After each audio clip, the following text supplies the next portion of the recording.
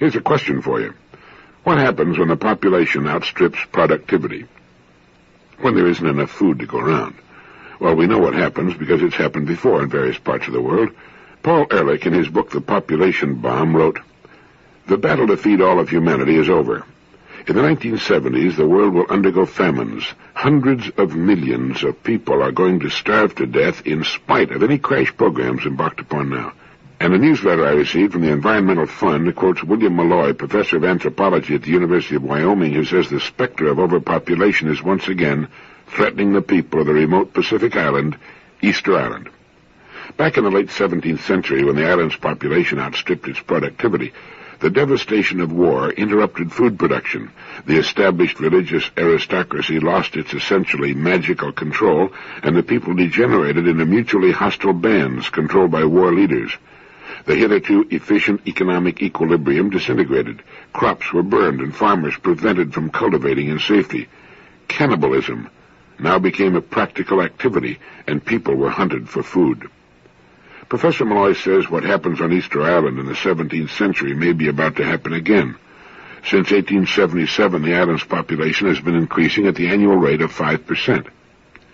History will likely repeat itself, and anthropologists conclude the only difference being that this time, in line with Ehrlich's prediction, the fate of the Easter Islanders may be indistinguishably merged in a worldwide population explosion. Now, I don't go around the country preaching the possibility of disastrous effects of overpopulation. That's not my subject. But in talking to a group not long ago, I got on the subject and hit on what I thought was a pretty good illustration of what overpopulation can mean. I said the 200 of us in this room tonight are quite comfortable and at ease with one another. We've just enjoyed a good meal, now we're relaxed and comfortable. But let's say we started adding new people to the room. For a while, everything would be all right. But soon, it would begin to get crowded and less comfortable. Finally, if new people kept being added, the crowding would become intense and uncomfortable in the extreme. It would become intolerable, and you wouldn't be doing any kind of a favor for a person by forcing him into this room. When living becomes intolerable, it is perhaps better not to begin. I think we all have a graphic mental picture of what overcrowding, overpopulation can mean. I don't agree with Professor Malloy that the conditions on Easter Island will repeat what occurred back in the 17th century. I think the Chilean government, Easter Island belongs to Chile, will come to its rescue before that and augment the food supply, which brings about the ratchet effect. When populations are not controlled by their own natural supply and demand, that is, when the population does not slow down when food is scarce, which it would normally do because of artificial or outside injections of food and supplies, the population growth does not slow down. Like the pawl on the ratchet, it holds so that there is no reversal, and then once again moves up from that point. The last time I was in Puerto Rico, a truly beautiful place, I was aware of the pressure of the population. There are people everywhere, and every one of them seems to have a car traveling at top speed.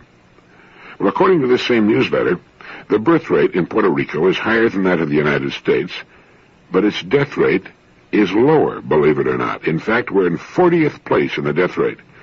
In 1973, the birth rate in Puerto Rico was 24.1 per 1,000, and the death rate was just 6.7 per 1,000, compared with the U.S. average of 15.6 and 9.4, respectively.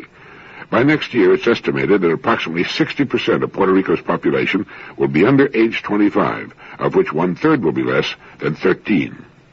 So conditions in Puerto Rico, which is already more crowded than India or Japan, would not seem to be getting any better. Speaking of the death rate, I don't think you'd ever guess the countries with the lowest death rates. I wouldn't have come close. They're Taiwan and Singapore, with only 5 deaths per 1,000 of population. The United States death rate is 9.4 per 1,000 of population, and here's another surprise for you. Both Canada and Mexico beat the United States in the death rate, which is another way of saying their people are healthier than ours. Canada's is only 7.4, 2 full points better than the U.S. Mexico's is 9, and Mexico is one of the world's population problem countries.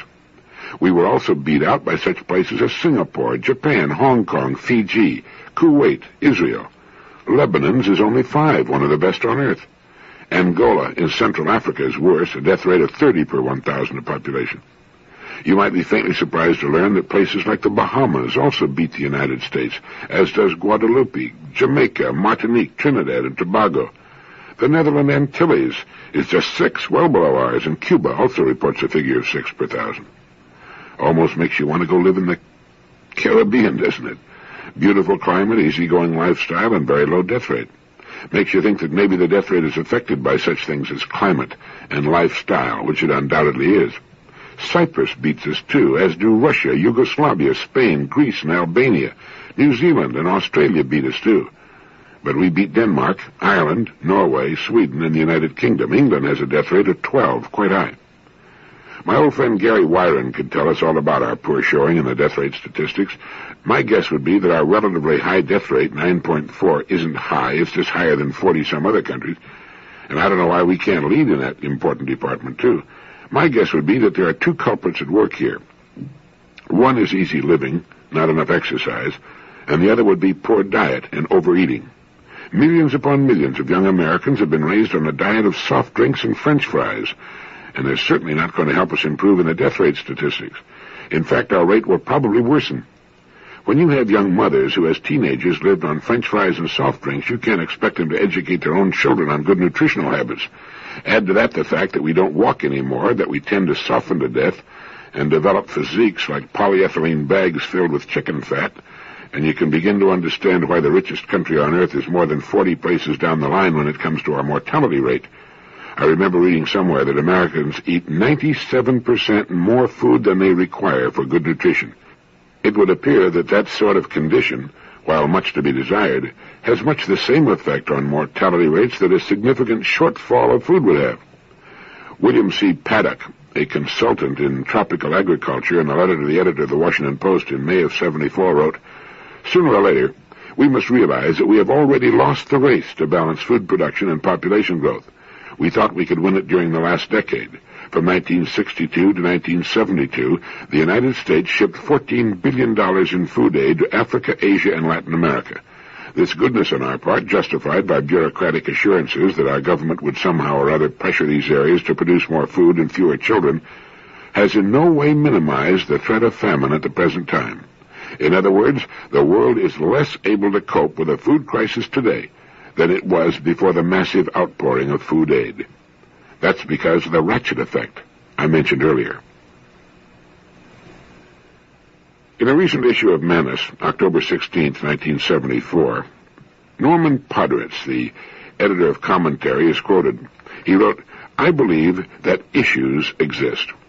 It is an issue that our society still lives by success conceived in terms of status or money, and that the pursuit of success encourages the development of the worst human qualities and strangles the best.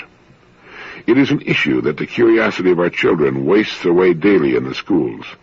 It is an issue that work provides no satisfaction for the great majority of Americans, whether they sit at machines or behind desks. It is an issue that the air is filled with lies, that public speech has lost all connection with reality. It is an issue that everything we get costs too much money, too much energy, too much spirit. These are not issues that will be raised in any presidential election, but then so much the worse for presidential elections. Intellectuals do raise them from time to time, but in a mechanical way, as though they had trouble remembering what once burned fiercely in their souls, a vision of what a decent human life on this earth might look like, and could only remember their bitterness at the refusal of others to share in the vision. Do intellectuals wish to change the world? Then let them work on the consciousness of the age and forget about parties and movements.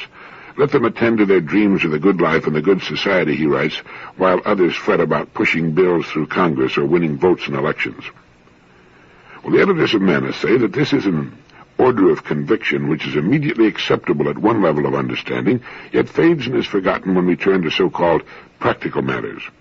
How, after all, does one work on the consciousness of the age? How are changes in goals and objectives induced in human beings? The two ways we have of thinking about a decent human life on this earth are really poles apart, since the inner sense of enjoying meaning and having human fulfillment is not the direct result of effort toward some concrete achievement. It comes rather from a feeling nourished by undefinable existential currents. A change in consciousness is more a change in stance, in elevation and perspective than in activity, although a change in activity often follows naturally from a change in stance. The effects of a change in consciousness are hardly predictable. The man who climbs to a high peak will see the entire landscape quite different in shape from what was visible at some lower altitude. All proportions and relationships alter. Things themselves do not change, but the new perception changes the observer's relation to them, and therefore the value he puts upon them. Explaining this to others who still look at the world in the old way may seem practically impossible. Sometimes we can be impressed by the penetration of those who see the world from another's elevation yet remain unable to have the same perception.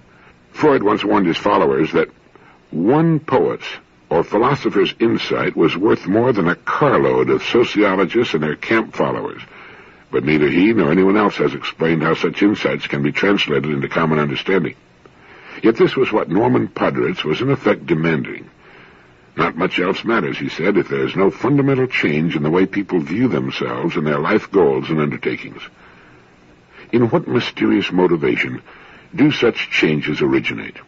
Why will one man in the midst of a struggle suddenly pause, shrug his shoulders, and say, "It doesn't matter," and withdraw?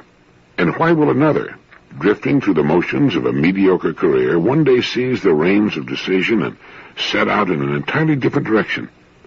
We know little about such behavior, save that it happens, and that sometimes it has far-reaching results. Does the individual feel some sweeping reason to redefine success, removing it from the category of things externally measured to make it into an inward or private vision? Why should the ordinary pursuit of success encourage the worst and strangle the best in human beings? Not merely because success, as we commonly think of it, involves material rewards. It happens because we have a rigid standard for identifying successful achievement. Good human lives are filled with diversity. The decisions which shape them cannot be anticipated, except perhaps in their moral tone. A uniform definition of success rules out the differences among human beings. The abolition of difference puts an end to individuality, or more simply, to freedom. The matter has complexity, since people sometimes assert that freedom means the right to be the same as everyone else, to have what others have and do what they do. I guess one could say that most of what we've just said is brought about by that rigid standard for identifying successful achievement.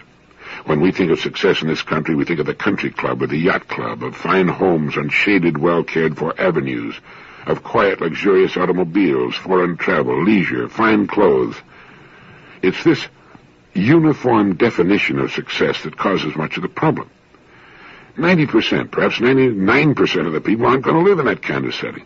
If they think that that represents success, then they're not going to be successful during their lives, nor are their kids. And that's a tough condition to contemplate when a person comes face to face with it. But with no attempt to sidestep the issue or candy coat an unpleasant pill, the conditions we've just described represent only one kind of success: financial success. Now, since financial success, the ability to buy things we want and hire people to work for us and live in fine homes and not have to work for a living, are all intimately connected with the ancient rights of kings and lords of various kinds and aristocrats who, even though they might be simpering morons, often held the power of life or death in their soft, delicate, and bejeweled hands. There's still attached to wealth a myth of omnipotence, a sense of wonder and envy that persists even into this day of leveling taxation and the emergence of an affluent middle class. Perhaps 95% of the human beings on Earth are poor, most of them desperately poor. This year, millions of human beings, just like you and me, will die of starvation. They're not concerned with making ends meet or paying their bills or managing to scrape enough money together to send a youngster to college. They're unable to obtain sufficient food to remain alive or keep their children alive. To such people, an American unemployed migrant worker is rich. One of the major concerns of our time, ranking with such problems as the survival of the human species, is how to provide a decent life for such people, regardless of where they're born or happen to live. A person shouldn't be condemned to die and watch his family die around him because of an accident of birth, because he happens to live in Chad or India or on an American Indian reservation or any place. A child is just as precious to such a mother or father. Life itself is just as dear. What is success to such a family? To any member of such a family? It's to have some productive land to till or a job and to earn enough to support the family and see the children grow in good health to adulthood. That's it. Just one sentence. And beginning there, any definition of success simply climbs Maslow's hierarchy of needs. It begins with the physical needs, air, water, food, shelter, and sleep, moves up to the propagational needs, sex, children, parental love, then to economy of effort, then to security, and then into the so-called meta-needs, self-esteem, social acceptance, love, belongingness, then to freedom, justice, order, purpose, achievement, then to such higher human needs as faith, beauty, goodness, truth, into the spiritual and aesthetic needs, and finally to happiness, and finally to self-actualization. Financial success doesn't mean that we will climb that ladder all the way to the top or even get close to the top. It might, but generally no. A person with a lot of money might seek any level on that chart, which we've printed for you in the text accompanying this tape cassette, but the fact that he has achieved financial success or inherited or whatever, while a nice condition to have achieved or be in possession of, does not indicate necessarily that he's also achieved any of the meta-needs. It doesn't guarantee freedom or justice or order, nor, as the old cliche has it, happiness. A definition of success I've long felt comes very close to the mark is the one I used in my Strangest Secret recording.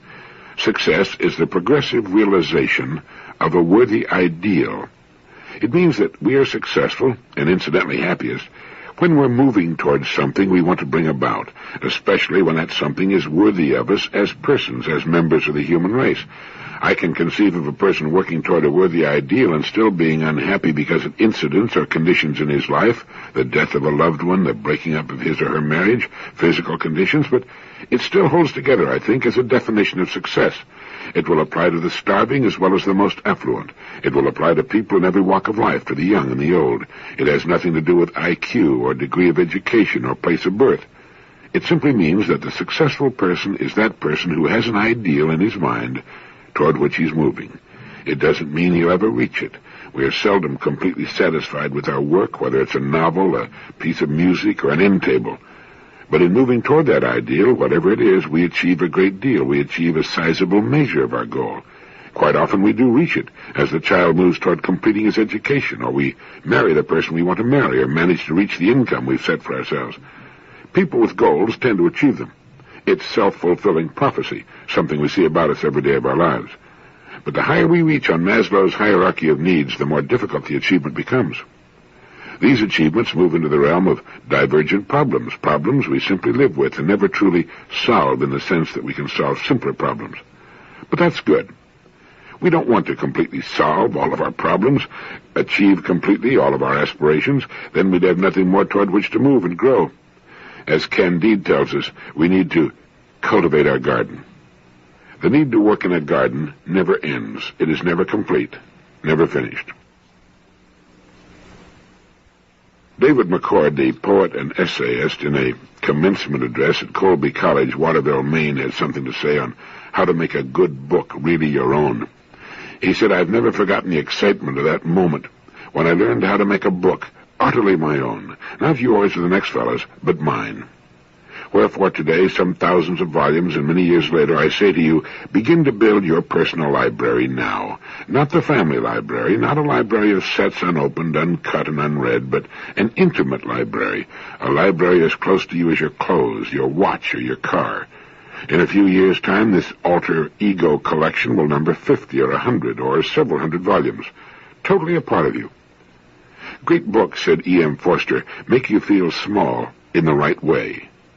And if each book is truly a great or influential book, tested by years or generations or centuries of other readers, a great or influential book germane to you and to your need because you read it with delight, like Moby Dick or My Antonia or The Outermost House, A Passage to India, Walden, Arabia Deserta, The Tempest, Hamlet, Peer Gynt, Samson, Agonistes, The Heart of Emerson's Journals, Pickwick, Alice, The Sea and the Jungle, Father and Son, The Oregon Trail, Kim, Far Away and Long Ago, Equanimitas, Life on the Mississippi, Of Human Bondage, Tarka the Otter, The Small Years, The Mirror of the Sea, War and Peace, Religio Medici, The Practical Cogitator, The Crock of Gold, The Country of the Pointed Firs, Cobbers, Come Hither, The Dyer's Hand, The Castle, or The Road to Xanadu.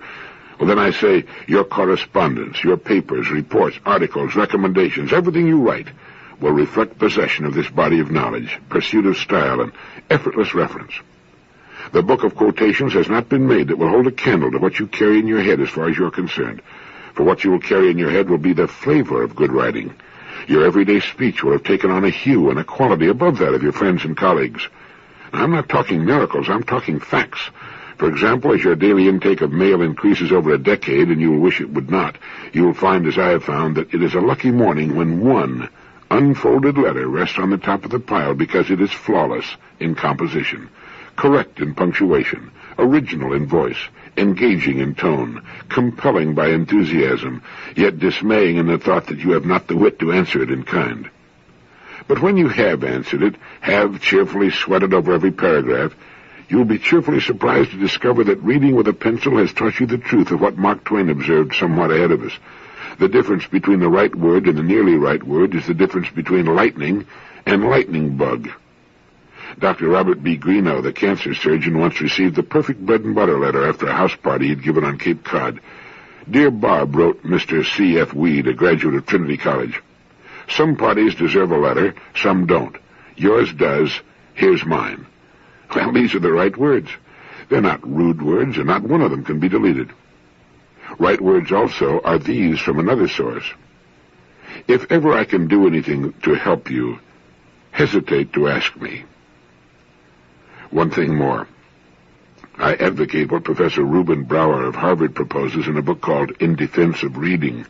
Slow down the process of reading to observe what's happening to the words, their uses, and their meanings. Speed reading, useful to an editor or scholar in search of something in particular, has no more place in your cultural growth than a book club. Slow down. Read the way a poet does, to taste, to reflect, and to savor. Haunt the second-hand bookstores and zero in on the right books for you the way we used to line a bee tree out in Oregon by triangulation. When several critics or friends with a trusted background of learning say at different times, "You've never read Erskine Childers' The Riddle of the Sands?"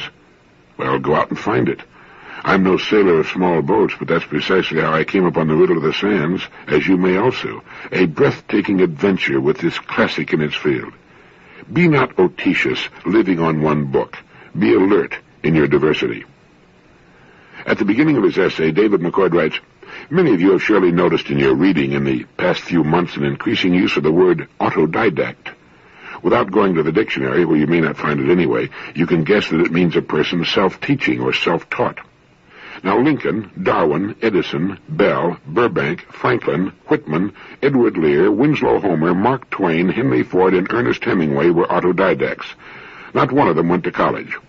Of course, it's the function of our schools, our colleges, and universities to teach us to be autodidacts. But the tragedy is that most of the learning process, as we learned it, dies with a diploma. You may pursue this dismal thought somewhere in Jowett, introducing Plato.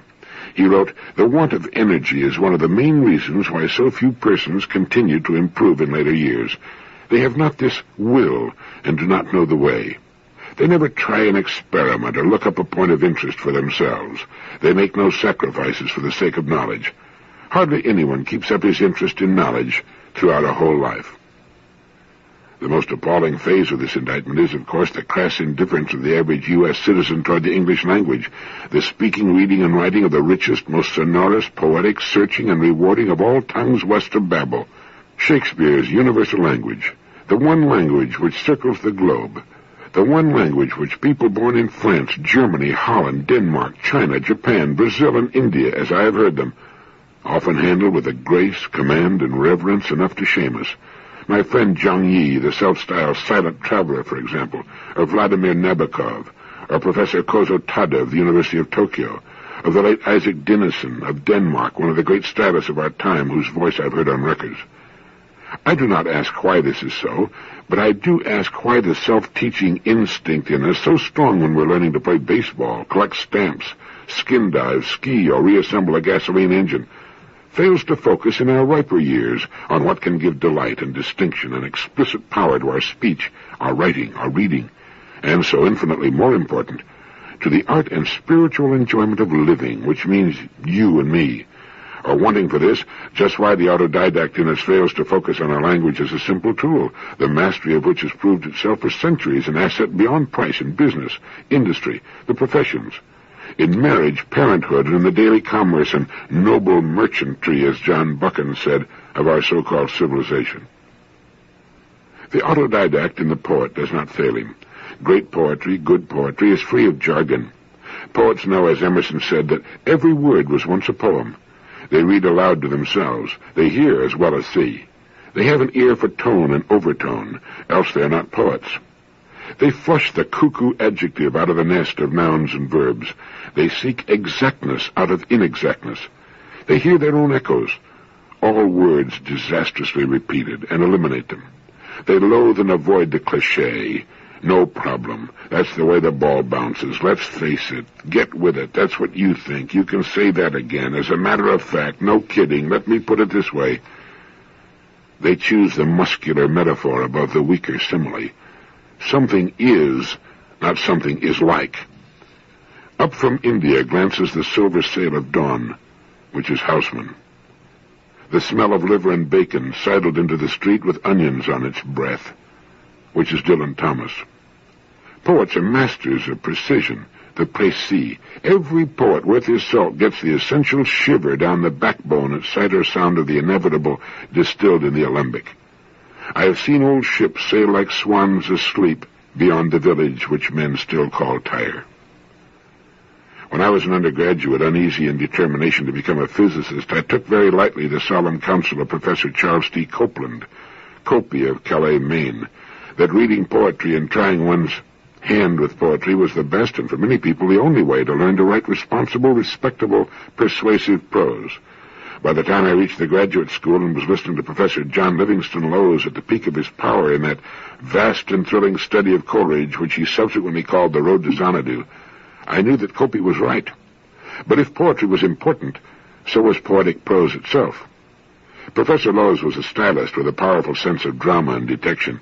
It was this 5-foot giant with a booming voice and occasional outbursts of choleric temper who urged upon us the art of reading with a pencil, not to disfigure a book with schoolboy underscoring, a book, of course, for which we had paid good money, but to put a small vertical line in the margin opposite the significant sentence, word, or paragraph, and to write on a blank page at the back, the folio, or whatever, quote the word, phrase, or sentence in question, make a note of our dissent if we differed, or a comparison with, or a parallel to something else if we had a comparison or a parallel available, or an extension of an idea if we could extend it.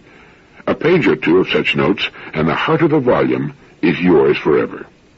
And that's how David McCord suggests you learn to make a book completely your own. Write a page or two of notes on the book, and you have the heart of it. And I think we should remember his admonition, if we're not already well on our way, to start that personal library now. Not the family library, not a library of sets unopened, uncut, and unread, but an intimate library, a library as close to you as your clothes. Thank you.